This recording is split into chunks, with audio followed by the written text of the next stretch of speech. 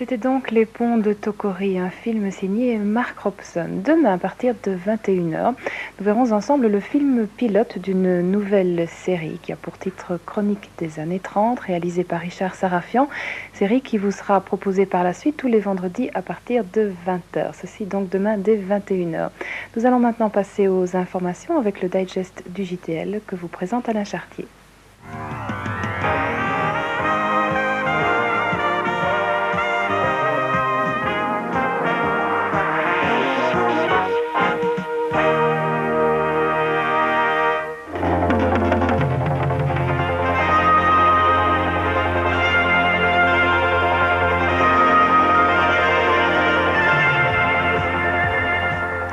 Bonsoir, cela ressemble à de la science-fiction et pourtant ce n'est pas de la science-fiction. Une équipe d'astronomes américains vient de découvrir une planète en dehors de notre système solaire à quelques 200 000 milliards de kilomètres de notre bonne vieille Terre. Une découverte rendue possible grâce au progrès de la technique, une découverte qui passionne le monde scientifique et qui excite notre imagination marquautement. En effet, cette découverte sera, de l'avis de tous les spécialistes, l'une des grandes informations astronomiques de notre XXe siècle. Tous les astronomes sont passionnés par ces autres systèmes solaires, systèmes qui pourraient comporter des planètes identiques à la Terre et donc porteuses de vie. Écoutez le commentaire d'un astronome de l'Observatoire de Paris.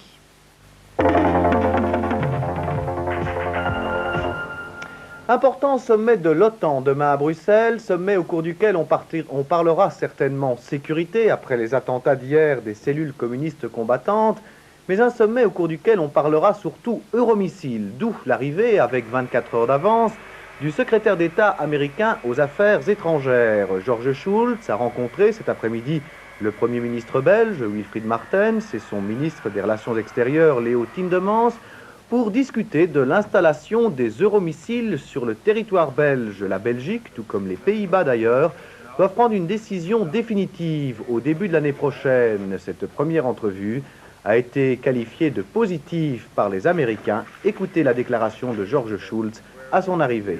Nous allons revoir toutes les solutions possibles dans l'intérêt mutuel. La Belgique est un support important de l'Alliance Atlantique. Le président Reagan a dit qu'il fallait accorder la priorité aux relations avec l'URSS qui doivent s'établir sur des bases solides. Il faut aussi faire des progrès dans le contrôle des armements.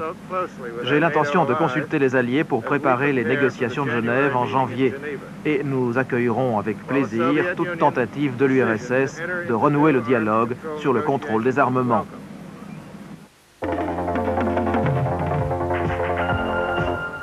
L'affaire de Bhopal en Inde suite alors que les populations continuent d'évacuer les environs de l'usine chimique pour permettre la récupération des 15 tonnes de poison qu'elle a encore en stock.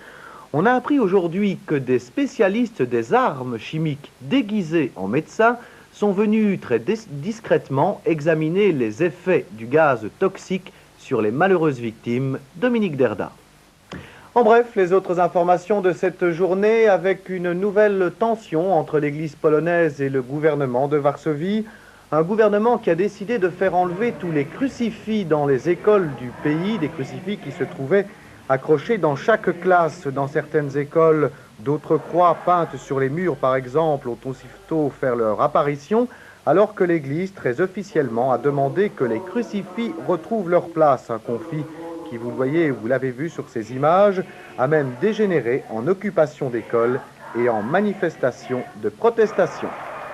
Coup d'État en Mauritanie où un lieutenant-colonel en remplace un autre, un coup d'État sans violence, une révolution de palais qui a destitué Mohamed Ould Aidala qui se trouvait au Burundi pour participer au sommet africain.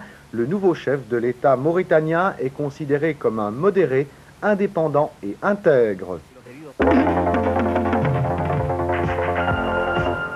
Avant d'avoir le résultat du match Anderlecht-Standard, qui est toujours en cours, je l'attends tout comme vous, ce résultat, parlons football, mais parlons scandale dans le football professionnel en Belgique, avec un nouveau scandale. Cette fois, ce ne sont plus des clubs qui subissent les investigations fiscales d'un juge d'instruction, mais bien l'Union belge et même l'équipe nationale, les célèbres Diables Rouges, les explications de Jean Cogé. Enfin, à l'approche des fêtes de fin d'année, impressionnante opération de restauration de la chapelle Sixtine, la célèbre chapelle du Vatican. 600 mètres carrés de fresques ont ainsi retrouvé une nouvelle jeunesse. Jean-Pierre Martin. Hélas, 3 fois hélas, on vient de m'apprendre au cours de ce sujet que c'est finalement le Real de Madrid qui s'est qualifié pour les quarts de finale de la Coupe de l'UEFA. Le Real de Madrid qui a battu ce soir Anderlecht à Madrid par 6-1. Les autres qualifiés de cette soirée de Coupe d'Europe, Cologne grâce à sa victoire ce soir sur le Spartak de Moscou 2-0.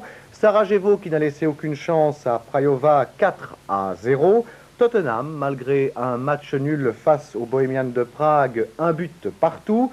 Le club hongrois de Videoton, qualifié lui aussi, bien que battu à Belgrade 2-0. Les Russes de Dynamo Minsk, malgré leur défaite 0-1 face aux Polonais de Lodz, qualifié aussi l'Inter de Milan, qui a battu Hambourg sur son terrain par 1-0. Enfin, toujours dans le cadre de ces coupes, Manchester United 3-2 face à Dundee et le Rapid de Vienne 1-0 à Glasgow. Tous ces clubs seront donc présents au quart de finale des différentes coupes européennes. Malheureusement, je vous l'ai dit, le Anderlecht n'a pas réussi ce soir sa qualification face au Real de Madrid. Il s'est fait battre sur un score de 6-1, un score donc très sévère. Voilà, fin de ce digest, fin de ce résumé de l'actualité de la journée. Prochain rendez-vous avec l'information demain à midi précise avec Marc Hautement. Excellente fin de soirée à toutes et à tous.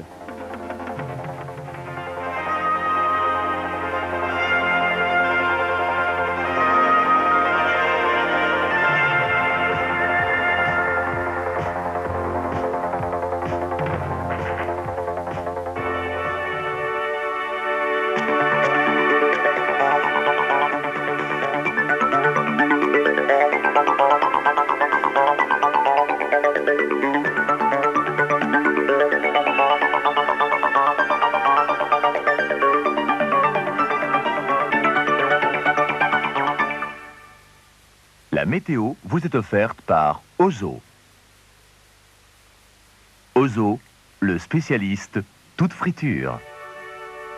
Oui, et un dernier petit coup d'œil, si vous le voulez bien, sur les prévisions météo de Jean Breton. Nous commençons comme d'habitude par la photo de notre ciel et vous le voyez, un changement de temps apparaît sur le proche Atlantique qui touche déjà à l'Irlande et le nord de l'Espagne. Ce changement de temps va être poussé vers l'est et donc touchera nos régions dès demain. Pour aujourd'hui, vous le voyez, le ciel est resté dégagé et ceci est dû toujours au régime de haute pression que nous connaissons sur nos régions. Sur la carte de France, eh bien, cette nuit sur la France, il y aura des brouillards localement givrants, surtout du centre à l'est. Ailleurs, il fera plus clément. Et demain, vous le voyez, la France est à peu près divisée en deux. Il y aura des brumes qui persisteront surtout dans le nord et puis l'après-midi, de belles éclaircies sur la moitié est et sur la moitié ouest. Ceci est lié au changement de temps qui arrive. Vous le voyez, il fera plus menaçant avec beaucoup de nuages et des précipitations. Sur nos régions, le Benelux et l'est de la France, eh bien, il fera très brumeux et frais cette nuit. Sur le Grand-Duché, sur les Ardennes et également dans l'est de la France. Et puis demain, il y aura quelques éclaircies, mais graduellement au cours de la journée, vous le voyez, les nuages s'annonceront, de même que les précipitations. Il y aura beaucoup de vent sur la côte belge. En ce qui concerne les températures, voici le tableau, vous le voyez. Il gèlera surtout dans les Vosges, cette nuit avec -2 à Épinal. Sinon, les températures oscilleront entre 0 et 2 degrés. Et puis demain, les maxima oscilleront entre 6 et 7 degrés, un petit peu plus, 9 degrés dans les Vosges. Demain, le soleil va se lever à 8h10 pour se coucher à 16h29.